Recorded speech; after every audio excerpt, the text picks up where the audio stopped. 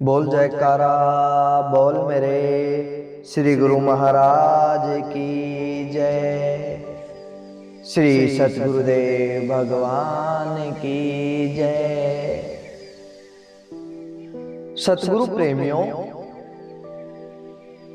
संत महापुरुष हमारे अज्ञान को दूर करने के लिए आते हैं, हमें भरम जाल से बाहर निकालने के लिए आते हैं। प्रेमियों, संत महापुरुष कहते हैं कि वह मालिक दयालु है, जो कोई भी उसकी शरण में आता है उसका बेड़ा पार हो जाता है।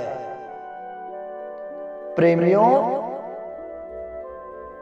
संत महापुरुषों की कृपा से ही हम उस मालिक के चरणों में लीन हो सकते हैं, उस परमात्मा की प्राप्ति कर सकते हैं। संत महापुरुषों ने हमें उस भेद को खोलकर बताया है, हमें तत्व ज्ञान दिया है। प्रेमियों, आपने अपने जीवन में रामायण तो बहुत बार सुनी होगी, किंतु आपने रामायण के वास्तविक अर्थ को नहीं समझा। आपने केवल रामायण को राम रावण की लड़ाई जाना है। आपने नहीं जाना कि यह रामायण हर रोज होती है, हर किसी के साथ होती है। आपने रामायण के भेद नहीं जाने, आपको नहीं पता राम कौन है, दशरथ कौन है, रावण कौन है। इस प्रकार रामायण के सभी पात्र कौन है और क्यों उनके वही नाम दिए गए हैं। प्रेमियों, हम बहिर्मुखी होकर बैठे हुए हैं। जब तक अंतर्मुखी नहीं होंगे हम इन भेदों को नहीं समझ सकते। प्रेमियों, संत तुलसी साहब कहते हैं, मैं दीन आधीन हूं, मुझ में कोई गुण नहीं है, फिर भी लोग मुझे गोसाई कहते हैं। जो कुछ भी किया उस सतगुरु ने किया, उस दयालु मालिक ने किया, मैं तो केवल उनकी शरण में हूं। उन्होंने रामायण के असली भेद प्रकट किए, लेकिन उसमें राम और रावण के युद्ध का वर्णन नहीं किया। इसमें सार तत्व का भेद है, जिसको कोई तत्व ज्ञाता ही समझ सकता है और वही जान सकता है। प्रेमियों, हम जो ग्रंथ पढ़ते हैं, जो वेद पुराण पढ़ते हैं, उसमें हमारे पास केवल बाहरी वर्णन होता है। इसी प्रकार पुस्तकों में भी राम और रावण, उसके परिवार का बाहरी वर्णन किया गया है। उसमें इनसे न्यारा सार जो वर्णन है उसका जिक्र नहीं किया गया है। उसको तो केवल संत महापुरुष ही बता सकते हैं। इसलिए संत महापुरुष कहते हैं कि वेद पुराण जितने भी ग्रंथ हैं वे हमें काल जाल में रखते हैं। उसे पंडित या कोई ज्ञानी नहीं समझ सकता, उस भेद को कोई नहीं जान सकता। प्रेमियों, अब आप भरत, सीता, राम, कौशल्या, इन सभी पात्रों का वास्तविक भेद सुनिए।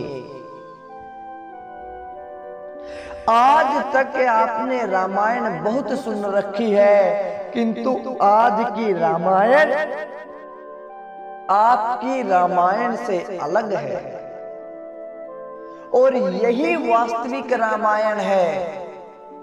प्रेमियों, कागभुसुंडी जो गुरुड़ में था, कैकेयी व राम का परिवार, रावण का परिवार, कुंभकर्ण, विभीषण, इंद्रजीत, मंदोदरी, इन सबको घट में घटाकर रामायण में वर्णित किया गया है। प्रेमियों, ये सब घट के पात्र हैं। हमारे अंतर में है, हर किसी के अंदर रावण है। संत महापुरुष कहते हैं कि त्रिकुटी के धनी भरम को रावण कहा है। इस त्रिकुटी को लंका बताया गया है, और जो त्रिकुटी का ब्रह्म है उसको रावण कहा है। कुंभ यानी कि घड़ा अर्थात मटका, जो कि हमारा यह शरीर है, इसका कर्ता, इसे चलाने वाला कुंभकर्ण है, यानी हमारा मन है। भय की खान विभीषण है, जो भव सागर में भरम रहा है,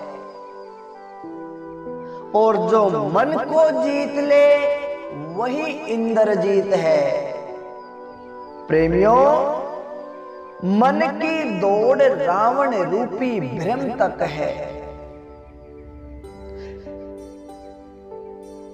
मन की दौड़ को मंदोदरी कहा गया है।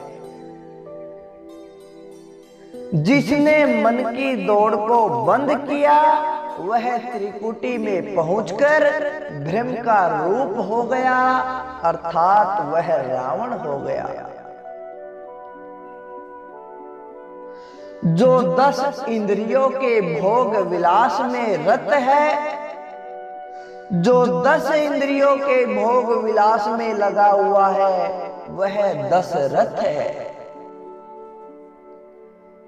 राम इस मन को कहा है, जो सत्य की सीता में रम रहा है। कौशल्या को कुमति कहा है, सीता सत्य का प्रतीक है। मन और सूरत को स्थिर करने वाली मंथरा है, और ये सब भेद की बातें कोई क्या जाने, अर्थात कैकेयी है। कैकेयी का अर्थ यही है कि कोई क्या जाने। प्रेमियों, भोगों के रस जो 6 प्रकार के हैं, उन 6 प्रकार के रसों को लेने वाला, उनमें लिप्त रहने वाला लक्ष्मण है।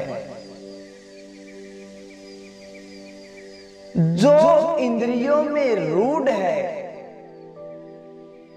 वह गरुड़ है, और जो भय में भूला हुआ है वह भुसुंडी है।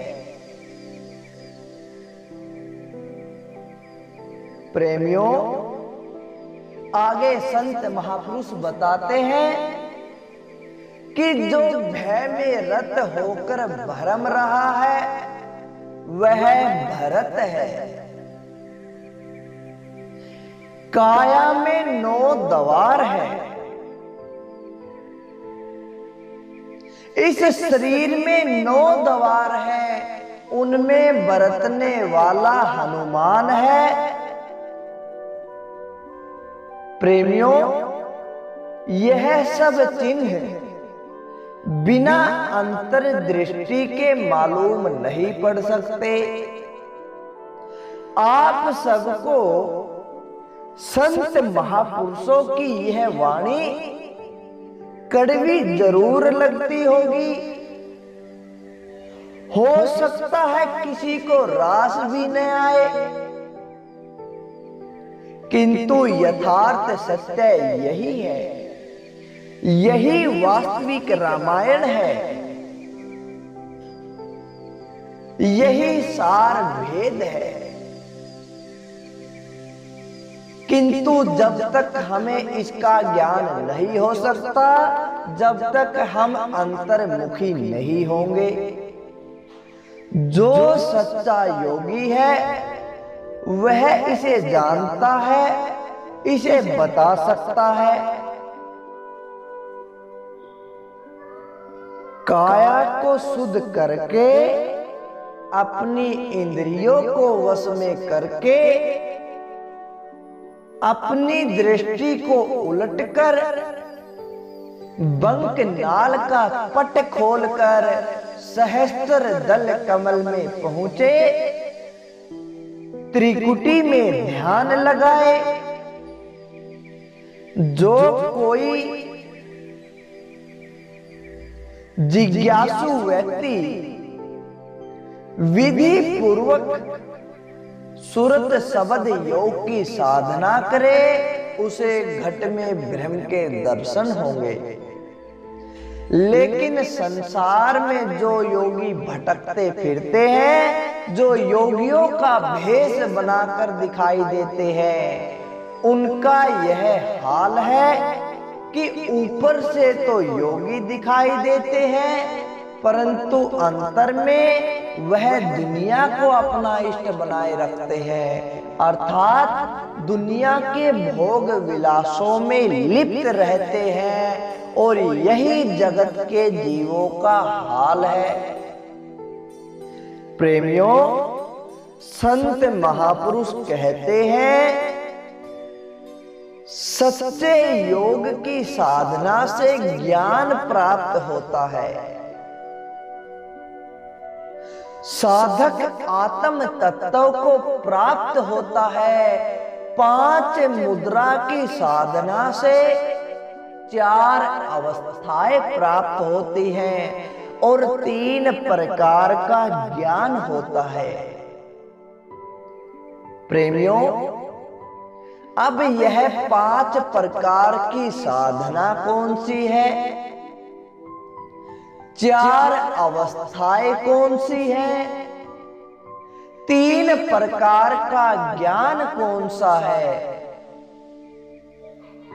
इसके बारे में हम सत्संग के अगले भाग में जिक्र करेंगे। तो प्रेमियों, यह थी आज की आपकी रामायण, जो वास्तविक भेद को छिपाए हुए थी।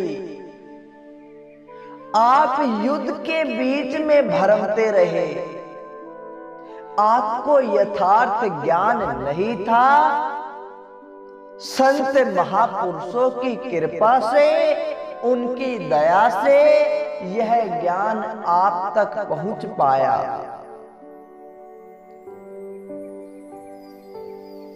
यही काल जाल है जिसमें हम भरम रहे हैं। ज्ञान का न होना ही काल के वश में होना है। तो प्रेमियों, कैसा लगा आपको आज का यह सत्संग? अच्छा लगा तो ज्यादा से ज्यादा लाइक करें, शेयर करें और कमेंट करके हमें जरूर बताएं। बोल जयकारा बोल मेरे श्री गुरु महाराज की जय। श्री सतगुरुदेव भगवान की जय।